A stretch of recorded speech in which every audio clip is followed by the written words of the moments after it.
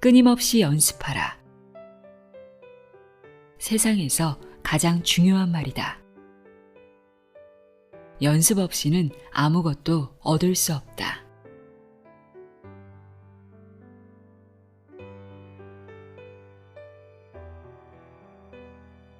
안녕하세요. 나의 소리책 갈피 소리내어 읽다입니다. 세계적인 투자가 워런 버핏이 젊은 시절 사람들 앞에 서서 이야기하는 것이 너무 긴장된 나머지 구토까지 했다고 합니다. 그런 그가 데일 카네기의 말하기 수업을 듣고 말하기의 두려움에서 완전히 벗어날 수 있었다고 하는데요. 그는 자신의 경영학 학위보다 데일 카네기에게서 받은 커뮤니케이션 수업 졸업장을 훨씬 자랑스럽게 여겼을 정도로 데일 카네기의 말하기 수업을 극찬했다고 합니다. 오늘 소개해드릴 책은 워런 버핏이 말하기 수업을 통해 들었던 말하기 공식이 고스란히 담겨있는 데일 카네기의 성공 대화론입니다. 목소리 훈련법이 포함된 국내 최초 오리지널 완역본으로 현대지성에서 편했습니다. 이 책에는 말하기 기술이 뛰어났던 역사상 위대한 인물은 물론 카네기의 강의를 듣고 역량이 놀랍도록 향상된 평범한 이들까지 다양한 예시와 설명이 풍성한데요. 말하기의 두려움을 몰아내는 법부터 소재 찾는 법, 청중을 행동하게 만드는 법 등 말하기의 거의 모든 것을 알려주고 있습니다. 이 책에는 각 챕터마다 이야기하는 말하기 원칙과 원리가 요약되어 있는데요. 오늘 이 요약본을 읽어드리도록 하겠습니다. 챕터 사이사이에 있는 목소리 훈련법도 내용이 좋더라고요. 목소리 훈련법도 기회가 되면 읽어드리도록 하겠습니다. 사람의 마음을 단박에 사로잡는 품격 있는 말하기 공식, 데일 카네기의 성공 대화론. 들어보세요.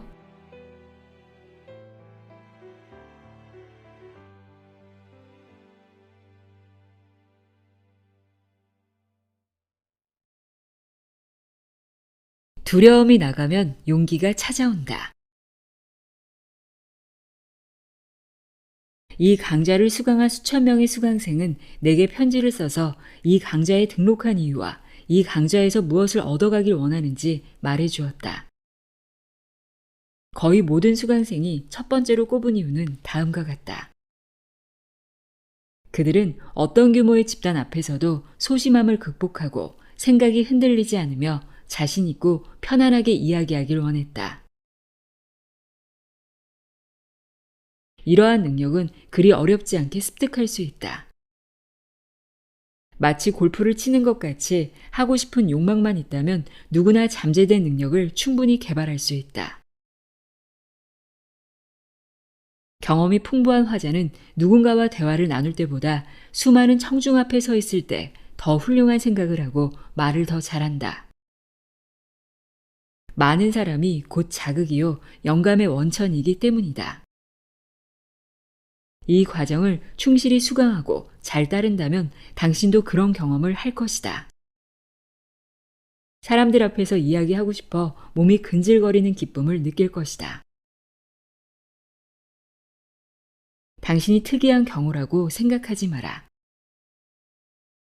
유명한 연설가인 사람들도 처음에는 자의식 과잉에 사로잡히고 청중에 대한 두려움으로 온몸이 거의 마비되다시피 했다. 아무리 많은 연설 경험이 있어도 말을 꺼내기 전까지는 늘 스스로를 검열하는 자의식 과잉에 시달릴 수 있다.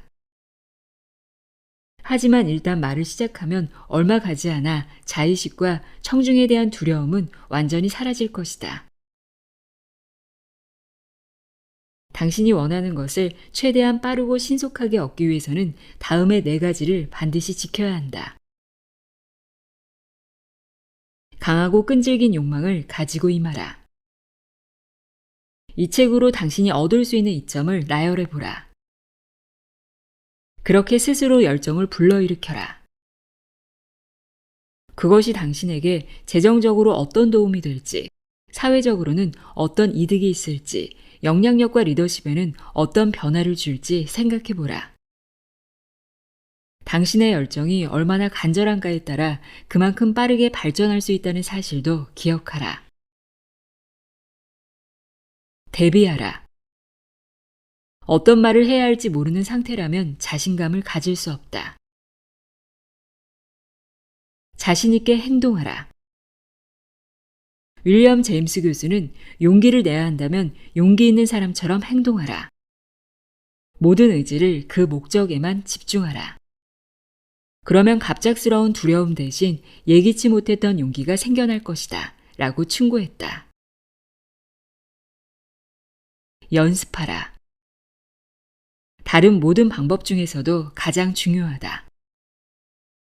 두려움은 확신이 없어 생긴다. 확신이 없는 이유는 당신이 무엇을 해야 할지 몰라서다. 이는 경험이 부족하기 때문이다. 그러니 성공적인 경험을 계속해서 쌓아가라. 당신의 두려움은 어느새 사라질 것이다.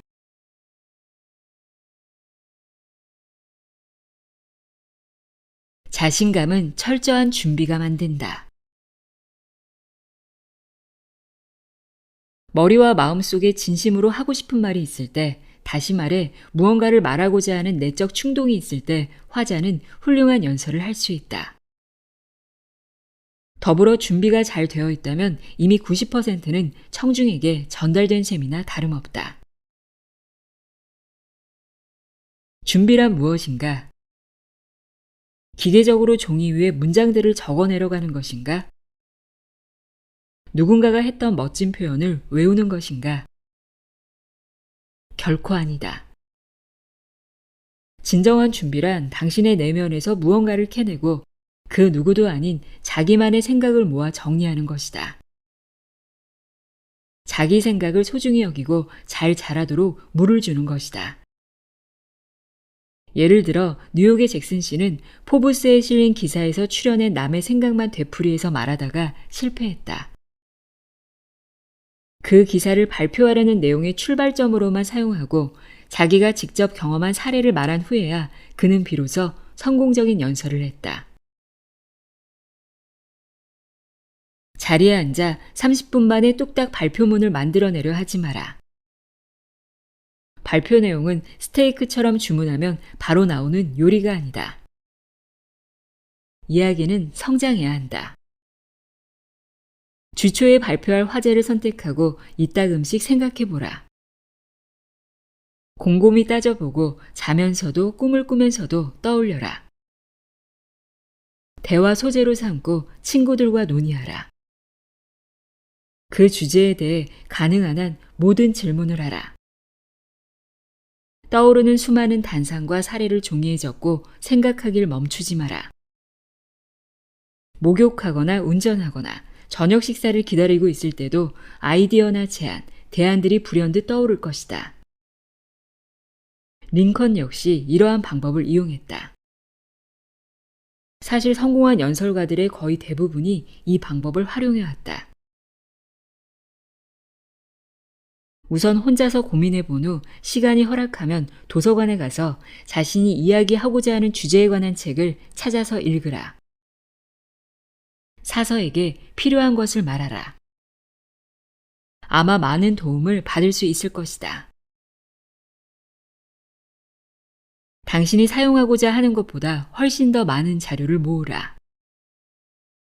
100개의 생각을 모으고 그중 90개는 버려라. 여유 있는 태도를 만드는 가장 좋은 방법은 쓰고자 하는 양보다 훨씬 더 많은 정보를 축적하는 것이다. 다시 말해 지식을 충분히 비축해 두는 것이다.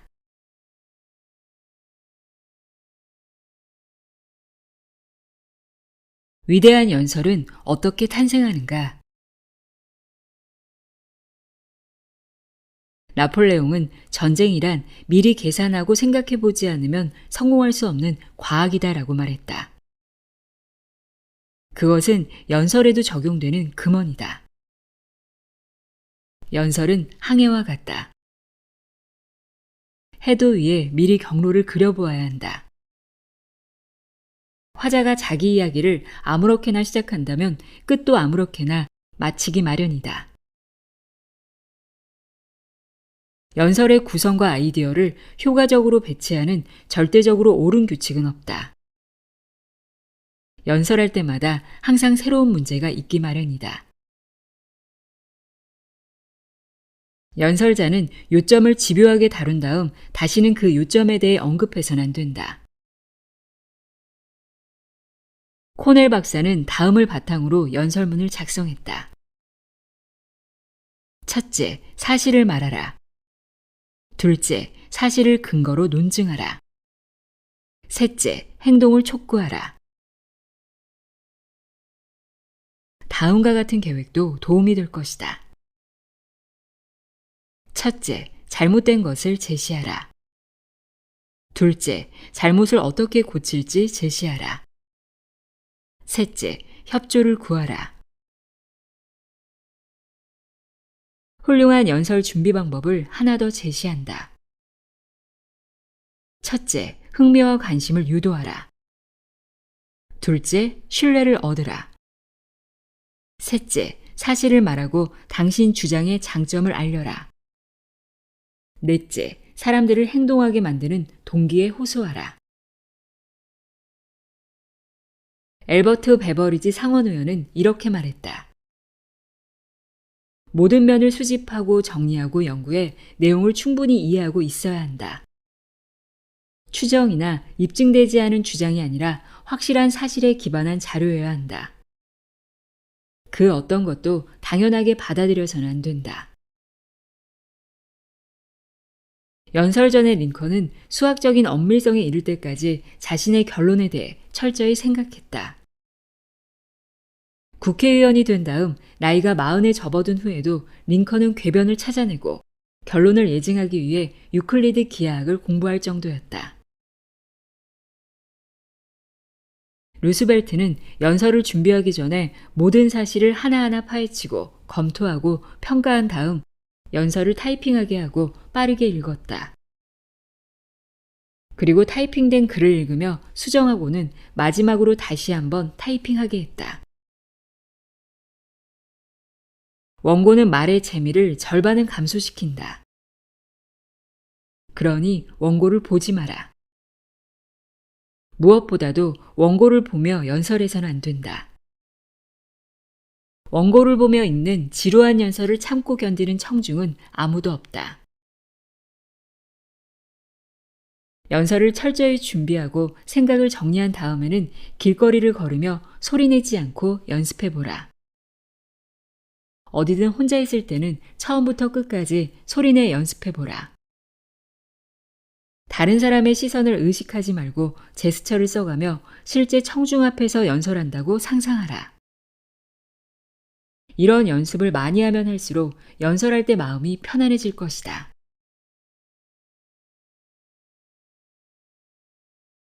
기억력을 향상시키는 법. 저명한 심리학자 칼 시쇼 교수는 말한다. 평범한 사람은 타고난 기억력의 10%도 사용하지 않는다. 사람들은 기억의 자연 법칙을 위반하며 90%를 낭비하고 있다. 기억의 자연 법칙에는 인상, 반복, 연상 3가지가 있다. 기억하고 싶은 사물의 인상을 마음에 새겨라. 그러기 위해서는 반드시 아래 4가지를 기억하라. 첫째, 집중하라. 둘째, 자세히 관찰하라. 분명하고 정확한 인상을 새겨라. 짙은 안개 속에서 사진을 찍으면 잘 나오지 않는 듯 흐릿하고 뿌연 인상만 머릿속에 있다면 남아있는 게 없다. 셋째, 가능한 많은 감각을 통해 인상을 새겨라. 링컨은 기억하고픈 내용을 소리 높여 읽었다. 시각적, 청각적 인상을 동시에 받기 위해서였다. 넷째, 무엇보다 눈으로 새겨라. 그렇게 새긴 인상은 오래 남는다. 눈에서 뇌로 이어지는 신경은 귀에서 두뇌로 이어지는 신경에 비해 20배가 더 많다. 마크 트웨이는 메모를 사용할 때는 해야 할 이야기의 개요조차 기억하지 못했다. 하지만 메모를 버리고 주제를 연상시키는 그림을 이용하자 모든 문제가 사라졌다. 기억의 두 번째 법칙은 반복이다. 수만 명의 이슬람교 학생들은 모두 신약 성서만큼이나 두꺼운 코란을 암기한다. 이들은 대체로 반복의 힘을 이용했다. 우리도 자주 반복한다면 무엇이든 외울 수 있다.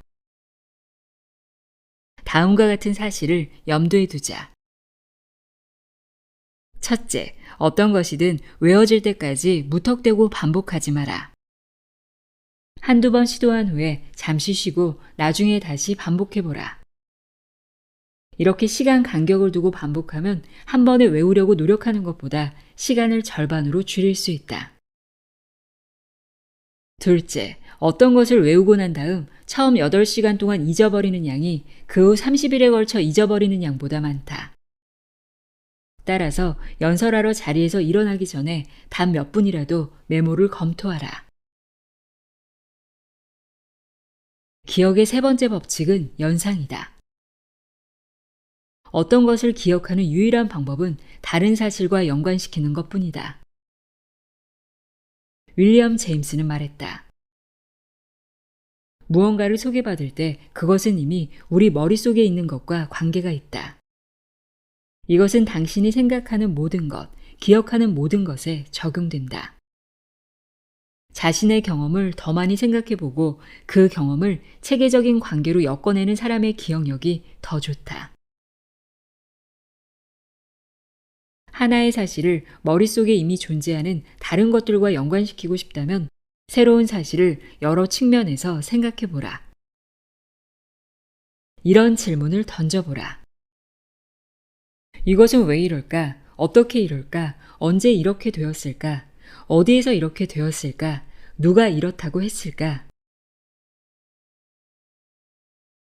낯선 사람의 이름을 잘 기억하기 위해서는 철자는 어떻게 쓰나요? 등 이름에 관한 질문을 하라.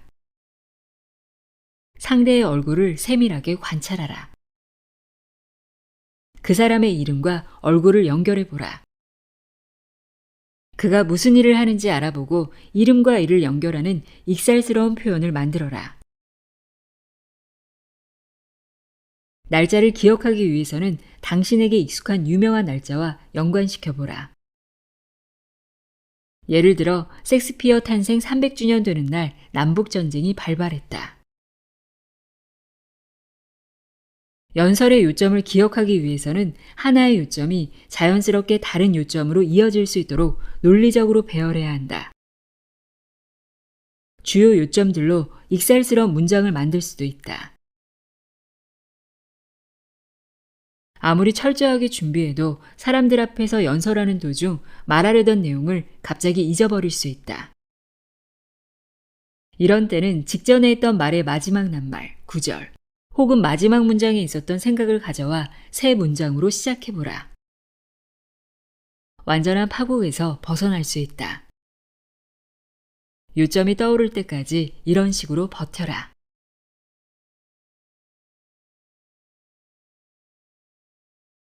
청중을 깨어있게 만들어라. 당신의 말에 따라 청중의 태도가 결정된다. 당신이 뜨끔미지근하게 이야기하면 청중도 뜨끔미지근하게 반응한다. 당신이 약간만 관심을 가지면 청중도 약간의 관심만 둔다. 당신이 열정을 다한다면 청중은 당신의 이야기의 핵심을 파악하려 할 것이다. 열정은 연설에서 가장 중요하다고 할 수는 없지만 매우 중요한 요소 가운데 하나다. 마틸 리틀턴은 말한다. 너무 진지하거나 너무 재치 있게 말하고자 애쓰는 사람은 실패하기 쉽습니다. 하지만 진정한 확신이 느껴지게 호소하는 사람은 절대 실패하지 않습니다. 전달하고픈 메시지를 마음속 깊이 진심으로 확신하고 있다면 그의 연설은 불꽃처럼 타오를 것입니다. 신념과 열정이 지닌 엄청난 전파력에도 불구하고 많은 사람에게는 이러한 특징이 없다. 브랜더 매슈스 교수는 말한다. 정말 하고 싶은 이야기가 있어야만 좋은 강연을 할 수 있다. 사실에 대해 곰곰이 생각해보고 그 중요성을 마음에 새겨라. 다른 사람을 설득하기 전에 먼저 자신에게 열정이 있는지부터 살펴라. 머리와 가슴 사이에 의사소통 체계를 만들어라. 사실만 제시할 것이 아니라 그 사실에 관한 태도도 밝혀야 한다. 당신이 아닌 것은 어떤 말로도 표현할 수 없다. 이야기에서 중요한 것은 말이 아니라 말 뒤에 숨어 있는 그 사람의 진정성이다. 진정성과 열정을 갖기 위해 자리에서 일어나 진실되고 열정적으로 행동하라. 당당하게 서서 청중을 똑바로 응시하라. 단호한 몸짓을 취하라. 무엇보다도 다른 사람들이 들을 수 있게 입을 크게 벌리고 큰 소리로 말하라. 10m만 떨어져도 목소리가 들리지 않는 사람이 많다. 제가 볼 때는 말입니다나 제 보잘것없는 생각으로는 같은 모호한 말로 당신의 연설을 약화시키지 마라. 청중을 사랑하라.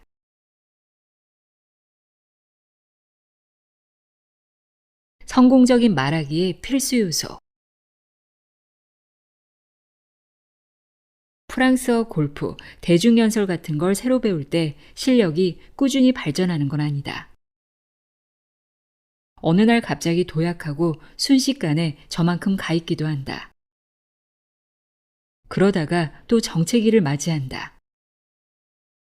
혹은 이전보다 실력이 더 나빠질 때도 있다.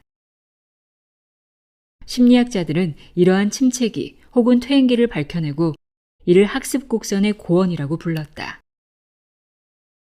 이 고원에 진입하면 오랫동안 열심히 노력하는데도 그 고원을 좀채 벗어날 수 없거나 더 나아가지 못할 때도 부지기수다.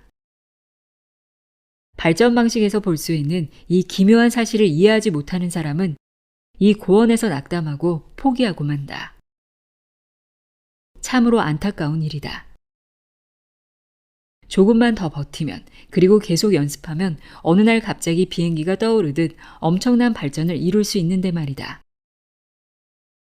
연설하기 직전 약간의 초조함을 느끼는 일이 계속될지도 모른다. 하지만 당신이 잘 참고 견딘다면 이 최초의 두려움을 제외한 모든 두려움은 완전히 사라질 것이다. 그리고 말하다 보면 이 최초의 두려움 역시 사라질 것이다. 제임스 교수는 무엇을 배운 뒤에 조바심 낼 필요 없다고 말했다. 매일 쉬지 않고 열심히 노력하다 보면, 확신하건대 그렇게 하다 보면 목표가 무엇이든 간에 어느 날 아침 눈을 떴을 때 또래 중 가장 유능한 사람이 되어 있을 것이다. 이 유명한 현자가 언급한 진실은 대중연설을 배우는 당신에게도 그대로 적용된다. 여기에는 의문의 여지가 없다. 대중연설에서 성공한 사람들은 탁월한 능력을 가진 사람들이 아니었다. 오히려 끈기 있고 집요한 결단력이 있는 사람들이었다. 이들은 끊임없이 노력했고 마침내 원하는 것을 얻었다. 성공할 것이라 믿으라. 그러면 성공에 필요한 일을 알아서 하게 된다. 낙담을 거듭한다면 루스벨트처럼 링컨의 사진을 보며 링컨이라면 비슷한 상황에서 어떻게 행동했을까 자문해보라.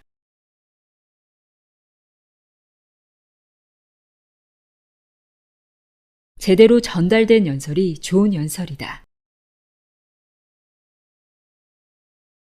말에는 낱말보다 중요한 게 있다. 말을 할 때 전해지는 느낌이다. 무슨 말을 하느냐보다 어떻게 말하느냐가 더 중요하다. 많은 화자가 청중은 무시한 채 청중의 머리 위를 보거나 바닥만 내려다본다. 이런 화자는 독백을 하는 셈이다. 이런 연설에서는 의사소통, 다시 말해 청중과 화자 사이에 주고받을 수 있는 것이 없다.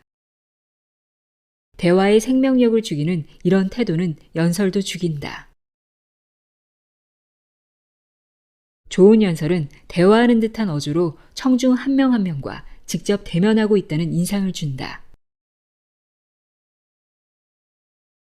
모든 사람에게는 능력이 있다. 이 말에 의심이 간다면 직접 실험해보라. 당신이 아는 가장 무지한 사람을 때려 눕혀보라. 그가 일어나면서 무슨 말을 할 텐데 그가 말하는 방식에서 결점을 찾기란 불가능할 것이다. 대중에게 연설할 때도 그런 자연스러움이 필요하다. 자연스러움을 개발하는 방법은 연습밖에 없다. 다른 사람을 모방하지 마라. 자연스러움이 스며들면 세상 어떤 사람과 이야기해도 모두 다른 방식으로 대화할 수 있다. 당신의 개성을, 당신만의 방식을 이야기 속에 넣으라. 청중이 자리에서 일어나 당신의 말에 대답한다고 생각하며 청중에게 말하라. 실제로 청중이 일어나 질문하면 틀림없이 당신의 연설은 더 나아질 것이다. 따라서 연설 중에 누군가가 당신에게 질문하고 당신은 거기에 대답한다고 상상하라. 이걸 어떻게 알았냐고요? 말씀드리지요. 이런 말은 더할 나위 없이 연설을 자연스럽게 하고 말투에 묻어있는 딱딱함을 누그러뜨린다.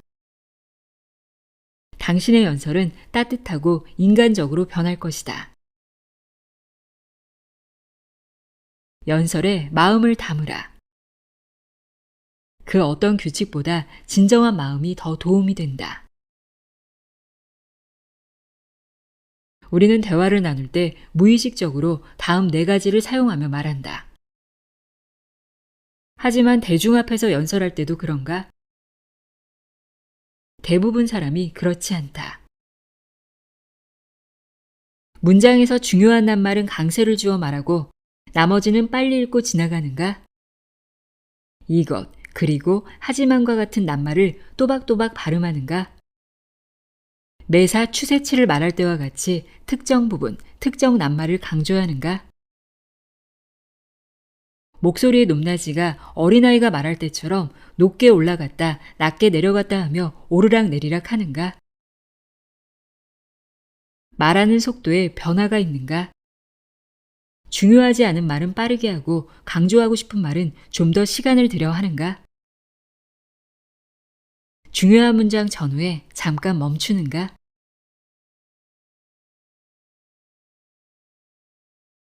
어떻게 시작할 것인가? 연설은 시작이 어렵다. 하지만 듣는 사람의 정신이 맑아 비교적 감동받기 쉽기 때문에 처음이 매우 중요하다. 이를 운에만 맡겨둘 수는 없으니 사전에 신중하게 계획해야 한다. 서두는 한두 문장 정도로 짧아야 한다. 때로는 전혀 없어도 괜찮다. 최소한의 낱말로 문제의 핵심을 파고들어라. 아무도 이런 방식에 반대하지 않는다.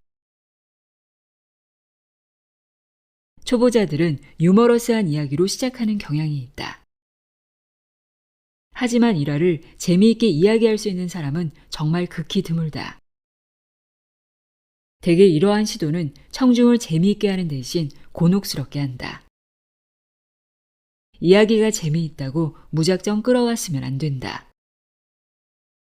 유머는 주제를 장식하는 역할에 그쳐야지 그 자체가 주목받아서는 안 된다.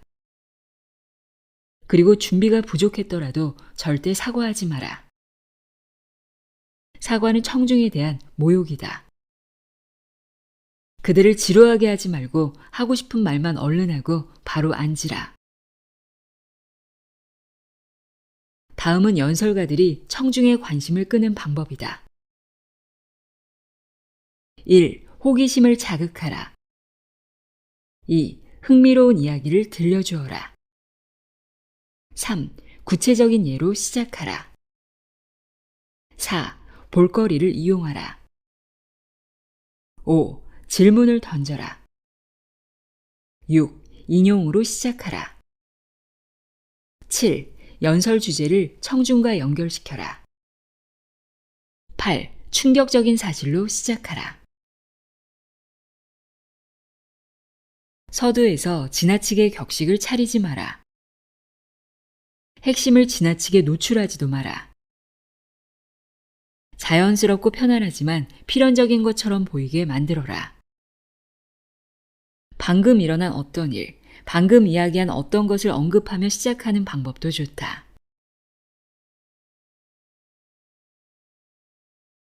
청중의 마음을 단번에 사로잡는 법. 공통된 사안으로부터 시작하라. 처음부터 당신에게 동의하게 만들라. 처음부터 사람들에게 아니오라는 반응을 끌어내지 마라.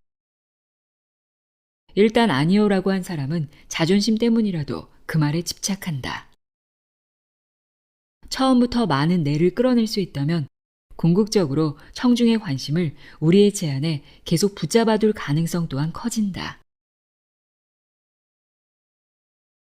무엇을 증명하겠다는 식으로 서두를 시작하지 마라. 반감만 불러일으킬 뿐이다.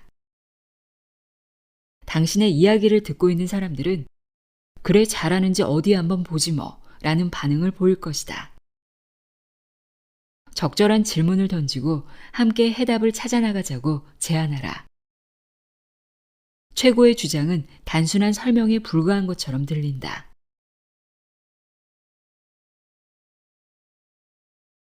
어떻게 끝낼 것인가? 이야기의 마무리는 가장 전략적인 부분이다. 마지막으로 하는 말은 가장 오랫동안 기억에 남기 때문이다. 제 생각에 할 말은 다 한 것 같군요. 이제 그만 마치겠습니다. 이런 말은 하지 마라. 끝내겠다는 소리 예고 없이 끝마치라. 어떻게 끝낼지 단어 하나까지 정확하게 외워라. 매끈하게 끝을 내라. 삐죽빼죽한 돌처럼 거칠고 모난 부분이 눈에 띄게 하지 마라. 말을 끝내는 7가지 방법. 1. 요약하고 재진술하고 간결하게 요점을 정리하라. 2. 행동에 호소하라. 3. 진심 어린 칭찬을 하라. 4. 웃음을 자극하라. 5. 적절한 시구를 인용하라. 6. 성경을 이용하라. 7. 클라이맥스를 조성하라. 훌륭하게 시작해서 훌륭하게 끝내라. 둘 사이는 짧을수록 좋다. 청중이 그만두길 원하기 전에 끝내라. 인기 절정인 순간이 지나면 사람들은 곧 실증을 낸다.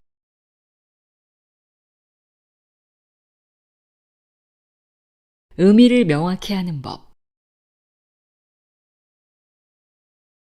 의미를 명확하게 전달하기는 대단히 중요하면서도 힘든 일이다. 예수는 비유를 들어 가르치셨다. 내가 그들에게 비유로 말하는 이유는 그들이 보아도 보지 못하고 들어도 듣지 못하고 깨닫지도 못하기 때문이다. 예수는 사람들이 이미 알고 있는 것으로 모르는 것을 명확하게 설명하셨다. 예수는 천국을 누르게 진주를 사는 상인에 바다에 던지는 그물에 비유하시며 가라, 너도 그리하라 라고 하셨다. 알래스카의 크기를 알려주고 싶다면 제곱킬로미터로 말하지 마라. 알래스카에 들어갈 수 있는 주가 몇 개인지를 말하라. 청중이 익숙한 도시의 인구를 기준으로 알래스카의 인구 규모를 설명하라. 일반적인 청중에게는 전문 용어를 삼가라. 링컨처럼 어린아이라도 이해할 수 있는 쉬운 말로 연설하라. 말하고자 하는 내용을 자신의 머릿속에서 한낮의 태양처럼 환히 비치게 만들어라. 시각에 호소하라. 가능하면 보이는 물건, 그림, 사파 등을 이용하라. 명확하게 말하라. 개라고 하지 말고 오른쪽 눈에 얼룩이 있는 폭스테리어라고 말하라. 중요한 아이디어는 다시 진술하라. 하지만 똑같은 말로, 똑같은 표현으로 반복하지 마라. 문장을 다르게 구성하여 듣는 사람들이 눈치채지 못하도록 하라. 추상적인 진술은 일반적인 예와 구체적인 사례로 명확하게 만들어라. 많은 요점을 한 번에 말하려 하지 마라. 짧은 연설에서는 중요한 아이디어 한두 개도 제대로 다루기 힘든 법이다. 요점을 간략하게 요약하며 끝내라.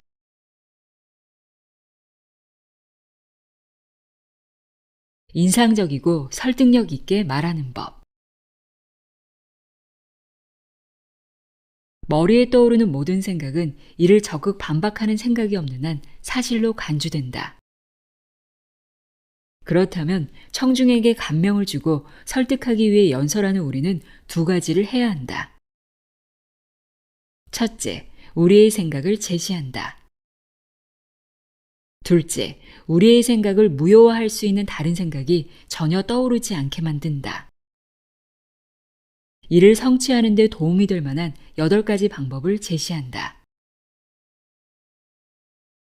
1. 다른 사람을 설득하기 전에 자기 자신부터 설득하라. 전염성 있는 열정으로 말하라. 2. 당신이 설득하려는 것은 그들이 이미 믿고 있는 것과 대단히 유사하다는 사실을 보여주어라. 3. 당신의 생각을 재진술하라. 수치를 말할 때는 사례와 함께 제시되어야 한다. 예를 들어 영국은 제1차 세계대전에 340억 달러를 썼다. 예수가 태어난 이래 1분당 34달러를 써야 이만큼이 된다. 4. 일반적인 예를 이용하라. 5. 구체적인 사례를 들고 구체적인 경우를 인용하라. 6. 축적의 원리를 이용하라. 경험에 경험이 쌓이면서 그 생각이 두뇌 깊숙이 뿌리 박힐 때까지 계속되어야 한다. 7. 생생한 비유를 활용하라. 귀에 남긴 인상은 쉽게 사라지지만 눈에 남긴 인상은 벽에 박힌 포탄처럼 계속 남는다. 8. 권위 있는 전문가의 말로 당신의 진술을 강화하라. 유명한 사람, 그 지역의 사람, 자격이 있는 사람의 말을 인용하라. 청중의 흥미를 끄는 법. 우리는 일상적인 것들을 비집고 나오는 비일상적인 것에 관심을 가진다. 우리의 가장 큰 관심사는 자기 자신이다. 다른 사람에게 그의 관심사에 관해 말하게 하고 귀 기울여 듣는 사람이야말로 대화를 잘하는 사람이다. 말을 많이 하거나 적게 하는 것과는 아무 상관없다. 미화된 형태의 뒷담화는 언제나 관심을 끌고 청중을 붙잡아 둔다. 화자는 몇 가지 요점만 말하고 사람들이 관심 가질 만한 이야기를 예로 들면 된다. 명확하고 구체적으로 말하라. 가난하지만 정직했다 라는 식으로 말하지 마라. 마틴 루터는 어릴 때 고집 세고 다루기 힘들었다라고 말하지 마라. 그의 교사가 오전에만 회초리를 15번 들었다 라고 구체적으로 말하라. 그래야 당신의 주장이 명확한 인상을 주고 관심을 끈다. 머리에 그림을 그리게 만드는 낱말을 사용하라. 눈앞에 선명한 이미지들이 둥둥 떠다니게 하는 그런 낱말들을 사용하라. 가능한 한 균형 잡힌 문장을 쓰고 생각을 대조하라. 관심은 전염된다. 화자가 기분이 좋지 않으면 청중도 그 사실을 느낀다. 규칙을 기계적으로 따르기만 해서는 관심을 얻을 수 없다. 나의 소리책 갈피 소리내어 읽다였습니다. 긴 시간 들어주셔서 감사합니다.